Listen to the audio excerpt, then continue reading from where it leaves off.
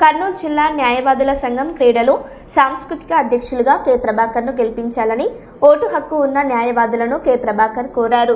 మార్చి 30వ తేదీ జరిగే కర్నూలు జిల్లా న్యాయవాదుల సంఘం ఎన్నికలలో క్రీడలు సాంస్కృతిక అధ్యక్షులు కె ప్రభాకర్కు ఓటు వేయాలని కోరారు.